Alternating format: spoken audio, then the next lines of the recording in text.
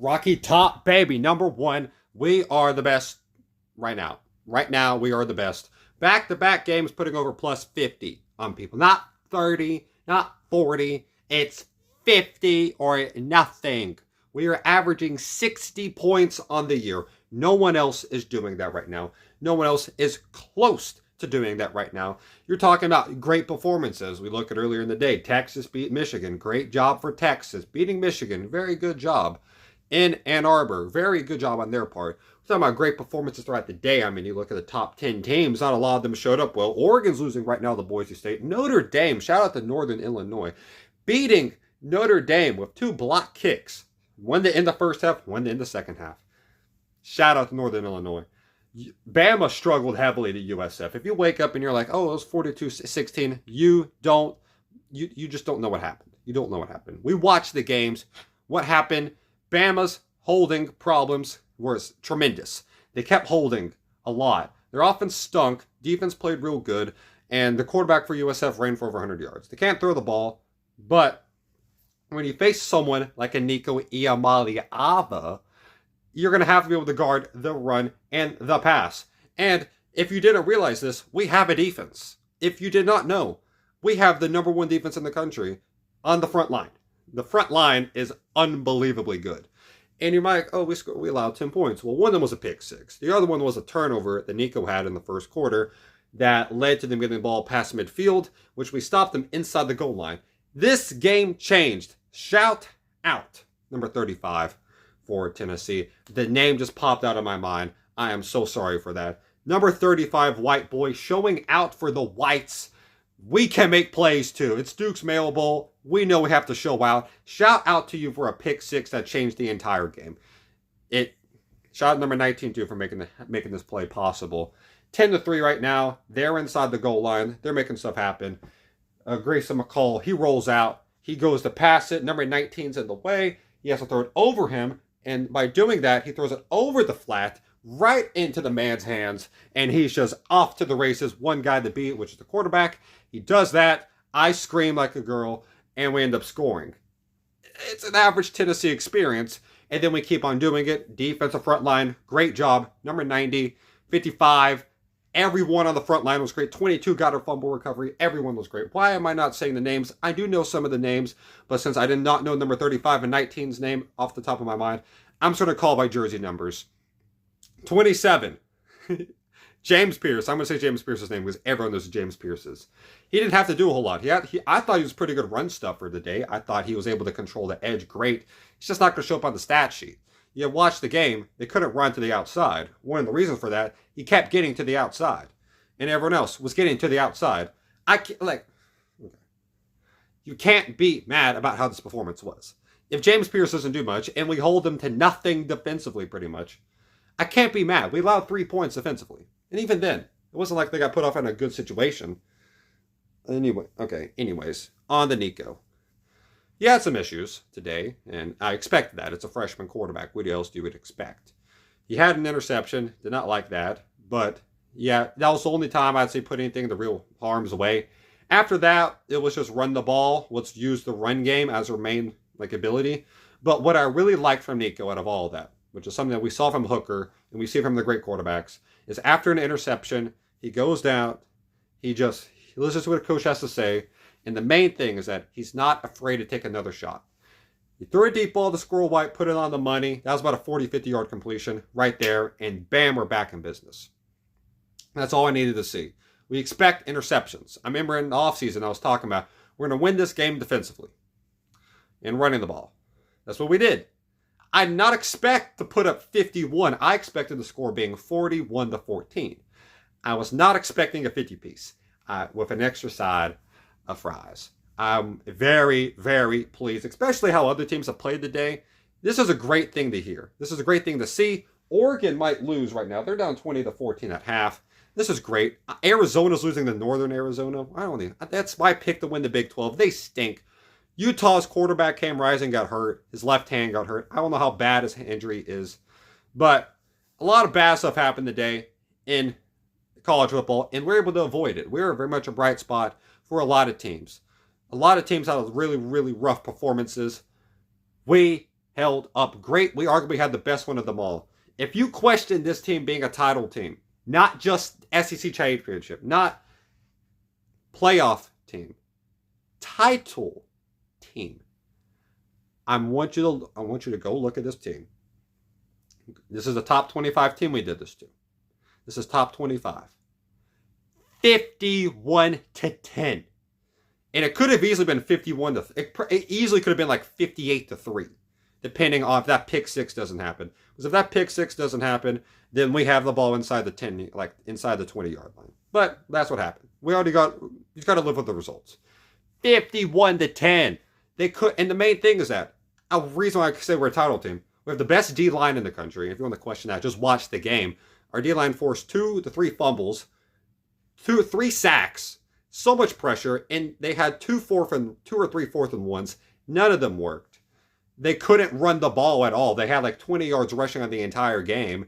They couldn't go anywhere. Grayson McCall, great job at sucking for NC State, which was phenomenal to watch. Secondary enough to degrade, and the main thing I was discussing about was Casey Concepcion. He had a good first half. Nothing else afterwards. Great job. Again, the pressure makes a big difference, helps out in the secondary. And especially with this young secondary, I was surprised about how good they tackled. I really was. They tackled very well. Boo Carter, good stuff. Thomas, good stuff. A lot of good stuff to see. I know I said some names here. 23, I think number 9, number 6. Very, very good stuff.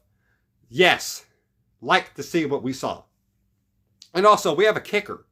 53-yard field goal. I know he missed, but he had the leg for it. And so much good stuff happened. So much good stuff. He made a lot of field goals. We have a kicker. He's a freshman, too.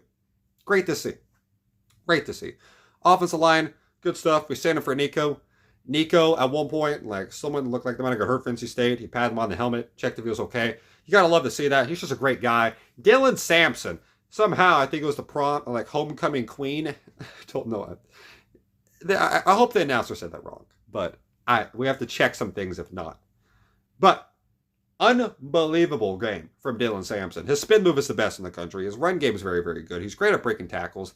And this little stand back flip play just bullied NC State the entire time we did that because you drop 3. The 3rd and 14, they drop 3. Oh, we're defensive masterminds.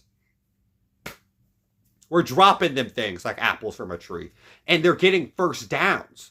It's not like they're not. It's not like there's a 5-yard play. These are 15 to 20-yard plays with Dylan Sampson because the spin move is so good.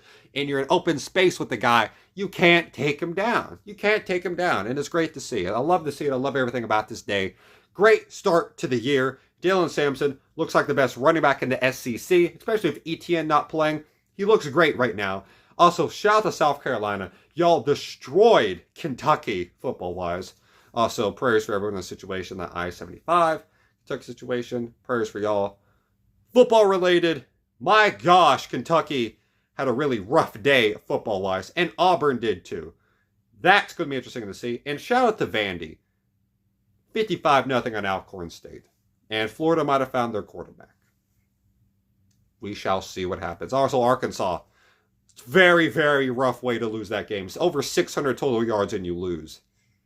Ugh, very bad.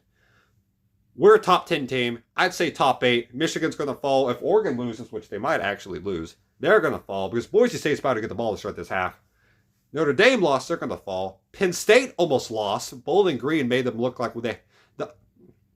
Penn State made Bowling Green look like a top 10 offense. So they might fall. And the only reason Miami jumped us was because they beat Florida. And Florida is not ranked. NC State was ranked 24th, and we beat them by more than they did to Florida.